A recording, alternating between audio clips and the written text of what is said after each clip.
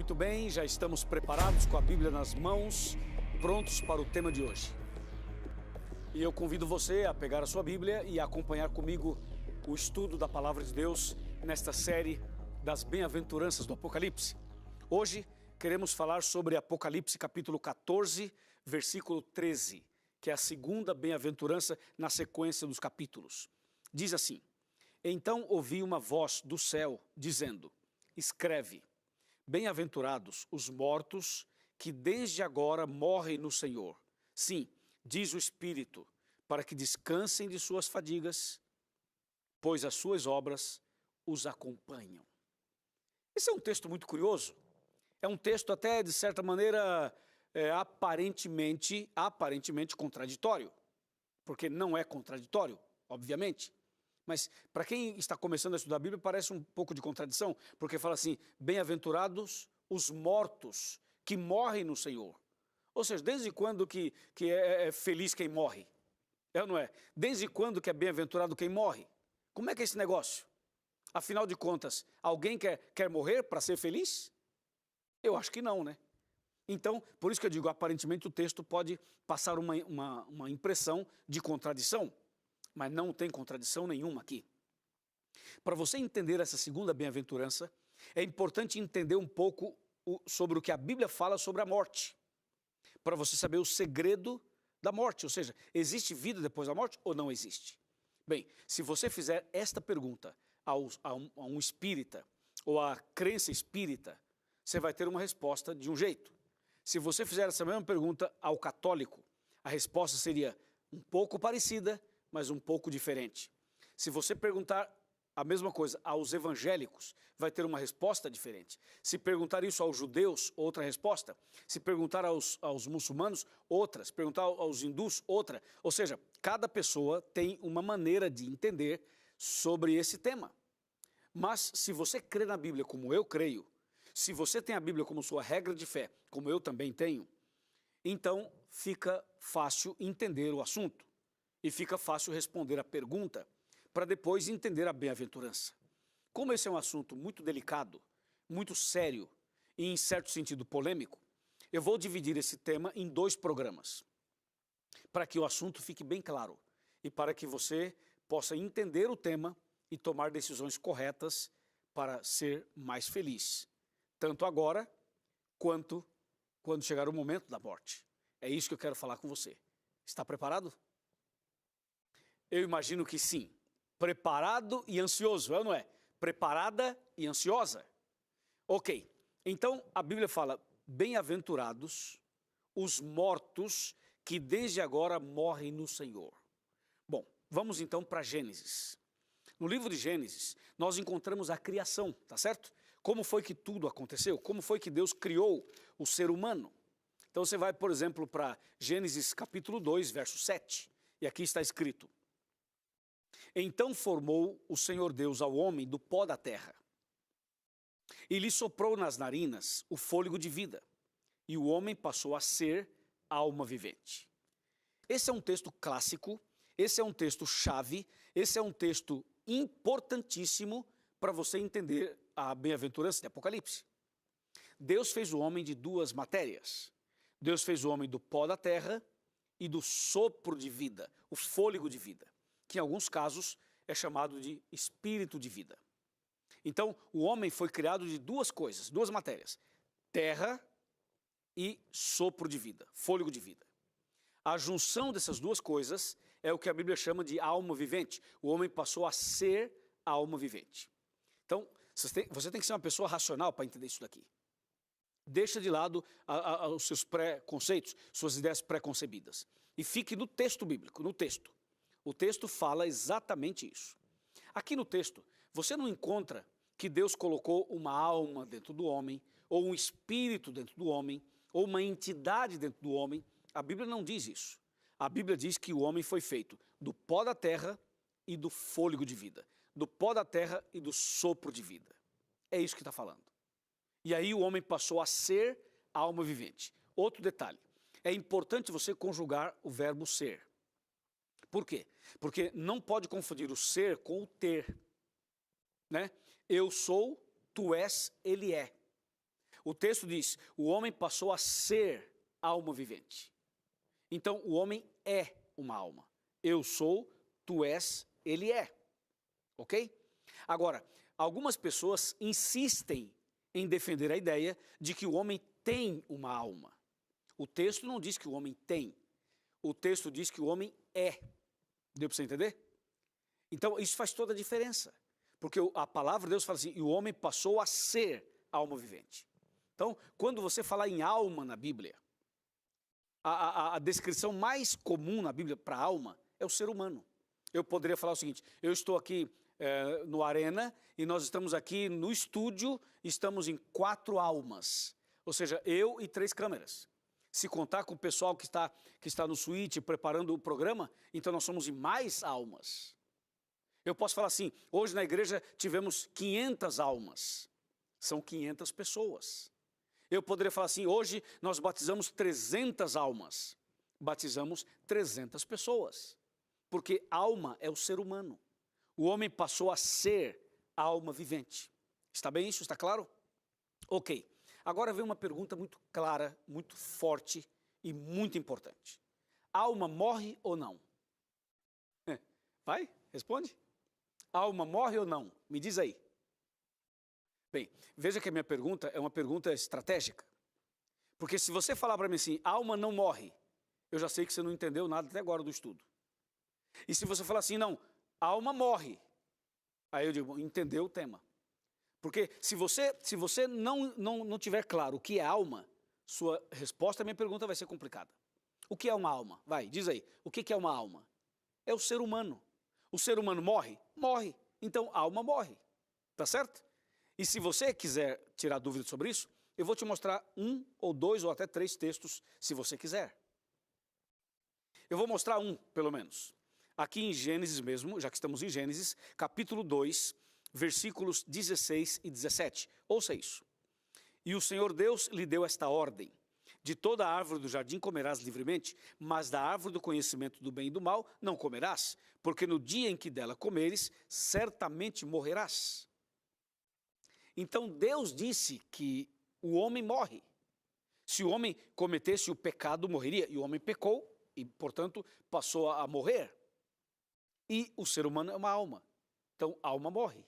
Tá certo? Só para tirar um pouquinho mais, esclarecer mais um pouquinho o assunto, vamos para Ezequiel. Abra a Bíblia comigo aí, pega a sua Bíblia, vamos para Ezequiel, no capítulo 18, e vamos dar uma olhadinha aqui no capítulo 18 de Ezequiel. Aqui estou, 18 de Ezequiel. Vamos para o verso 4. Olha que texto impressionante. Aqui está, 18:4. Eis que todas as almas são minhas.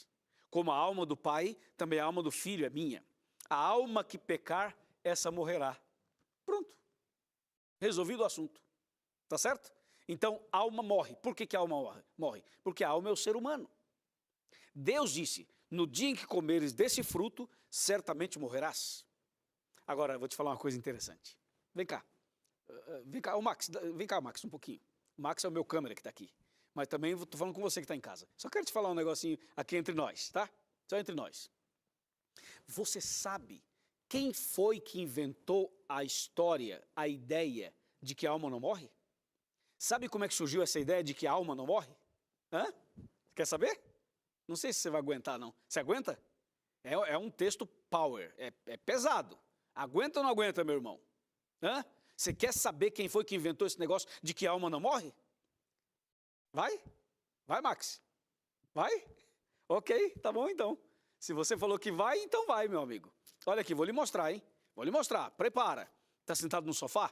Na cadeira, na cama? Respira fundo. Vai, dá uma respirada, porque lá vai, hein? Lá vai, hein? Gênesis 3, verso 4. Diz assim. Então, a serpente disse à mulher, é certo que não morrereis. Viu? Viu? Aham, agora sim. Quem inventou que a alma não morre foi a serpente. A serpente? Que negócio é esse? Não. Satanás usou a serpente como se fosse o seu intermediário, o seu médium, para dizer para Eva que ela poderia comer do fruto que não morreria. Deus havia dito, morre. O diabo disse, não morre. Deus disse, morre. O diabo disse, não morre. Deus disse, morre. O diabo disse, não morre. Agora vem cá, quem está certo, Deus ou o diabo? Fala. Deus ou o diabo? Se você falar para mim que a alma não morre, tu está do lado do diabo. Se tu falar, alma morre, está do lado de Deus. Porque foi Deus que falou, se comer, morre. O diabo falou, pode comer que não morre. Deus disse, alma morre. O diabo disse, não morre. Deus disse, alma morre. O diabo disse, não morre. O diabo é o pai da mentira, meu amigo. O diabo é o pai da mentira. João 8,44. E Deus é o pai da verdade. Amém? Ele é a própria verdade. Tranquilo? Está claro para você? Eu acho que mais claro do que isso, meu parceiro. É difícil. Ok, está claro. Então vamos agora para os próximos textos. A Bíblia continua explicando, porque para você entender a bem-aventurança do Apocalipse, tem que entender isso aqui. Porque se você não entender isso aqui, não vai entender aquilo lá, porque aquilo lá não vai fazer sentido nenhum. Por isso temos que analisar aqui. Agora, só para confirmar, como a gente fala por aí, tirar a prova dos 9, eu chamo a sua atenção para Gênesis 3. Gênesis 3, verso 19. Olha que texto esse daqui. Olha que pérola isso daqui. 3,19, diz assim, no suor do teu rosto comerás o teu pão, até que tornes a terra, pois dela foste formado, porque tu és pó e ao pó tornarás. Puxa, isso aqui é claro, que até uma criança entende, que até um doutor entende, fazendo aqui um trocadilho. A Bíblia diz assim, no suor do teu rosto vai comer o teu pão, até que você volte para o pó. Ué, volte para o pó? Sim, para o pó. Até que volte para a terra? Volte para a terra. Ah, então para onde a pessoa vai depois que morre? É a pergunta do programa. Para a terra. É para a terra. Você viu? Leio de novo? Tá bom, leio de novo. Diz assim, no suor do teu rosto comerás o teu pão, até que tornes a terra. Aqui não fala até que tornes ao céu, até que tornes ao purgatório, até que tornes ao mundo dos espíritos, até que tornes ao seio de Abraão, até que tornes... Não fala isso. Aqui fala assim, até que tornes a terra, pois dela foste formado, porque tu és pó e ao pó tornarás. Tá claro? Então, para onde a pessoa vai depois que morre? Para o pó, para a sepultura. É isso. A pessoa boa e a pessoa ruim. O fiel e o infiel. E até os animais. Quando os animais morrem, a mesma coisa acontece. Bom, quando a pessoa morre, ela dá o último suspiro. Quando ela dá o último suspiro e morre, significa que vai sair dela o fôlego. Aquele fôlego que Deus deu, aquele sopro que Deus deu, isso sai. É muito simples de entender isso. Se alguém fechar o nariz e fechar a boca ao mesmo tempo, ela morre. Por quê? Porque sem o fôlego de vida não há vida. Quando a pessoa morre, ela dá o último suspiro e sai o fôlego de vida. E o corpo de carne e osso cai, é sepultado e volta a ser pó. Porque foi criado do pó e volta a ser pó. Aí alguém pergunta assim, pastor Luiz, ok, está claro, mas e quem é cremado? Ué, não há nenhum problema. A pessoa que é cremada, ela vira o quê? Pó. Só acelera o processo do pó. Porque se sepultar demora mais para virar pó. E se cremar já vira pó logo na primeira. Ou seja, de alguma maneira vira pó. Ou seja, de alguma maneira volta para a terra, é isso que eu quero dizer. Ninguém fica no ar. Ninguém fica flutuando por aí. Vai para o pó mesmo, para a terra. Agora, cuidado, porque o diabo não apenas disse que a alma não morre.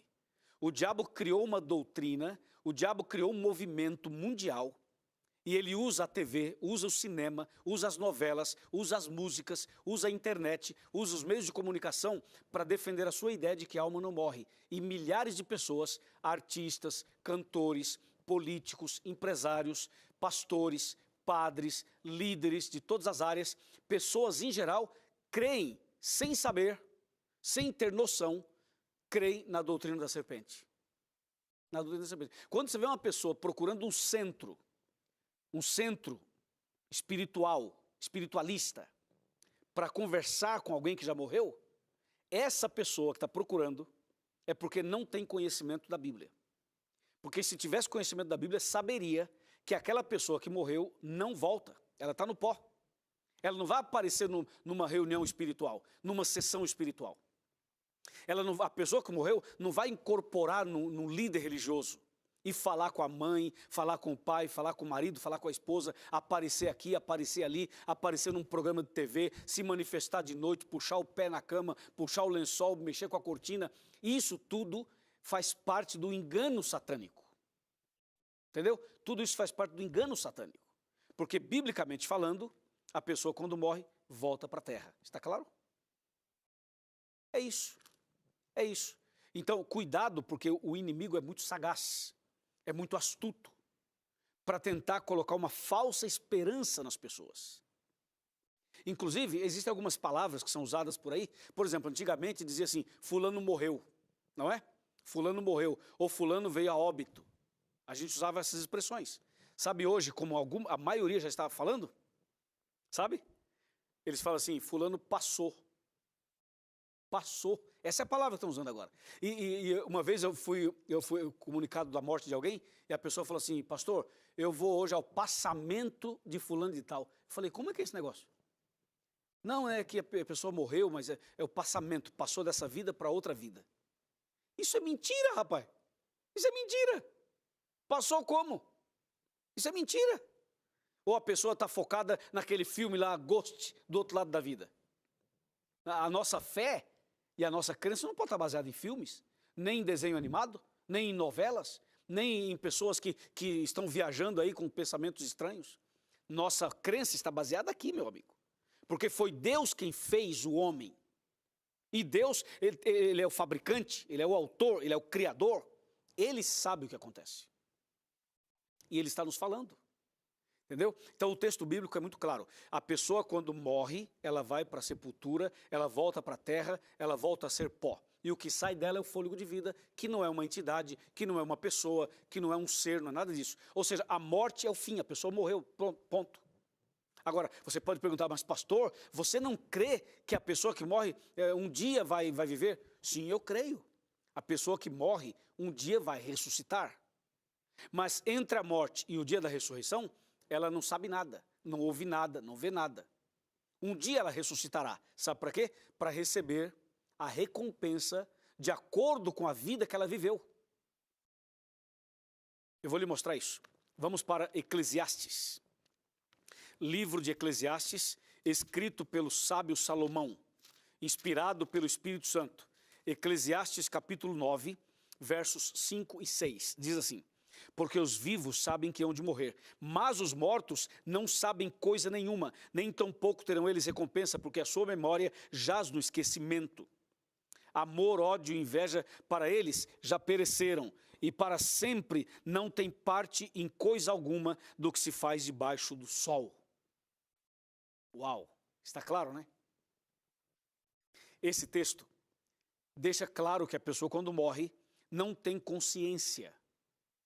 Ela não tem noção. Ela está num caixão, as pessoas que estão em volta emocionadas, tristes, chorando, os familiares, tudo. O morto não está vendo aquilo.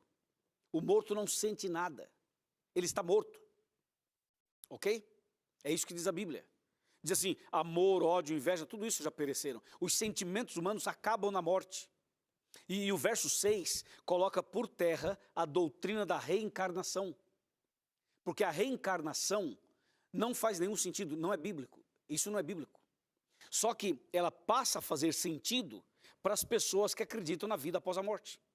Para quem acredita que a pessoa morre e não morre, ela vai para o céu, para o inferno, para o purgatório, sei lá para onde, aí pode fazer sentido a reencarnação. Mas o fato é que a pessoa quando morre não vai para lugar nenhum a não ser a sepultura, a não ser a terra. E não existe reencarnação. Ah, mas o bebê que nasceu em São Paulo é reencarnação do faraó do Egito. Mentira. Totalmente mentira. Ah, mas pode ser que uma pessoa que foi muito má no passado reencarnou num cachorro, ou num gato, ou numa cobra. Isso é tudo mentira, rapaz. Isso não existe. Só que as pessoas inventaram isso sobre a influência do mal, do inimigo, da serpente. Tudo isso é parte da doutrina da serpente, que tentou contradizer a Deus. Deus disse, certamente morrerás. O diabo disse, certamente não morrerás. E criou uma doutrina paralela. Criou um governo paralelo. E criou uma mentira que até hoje envolve milhões de pessoas no mundo inteiro.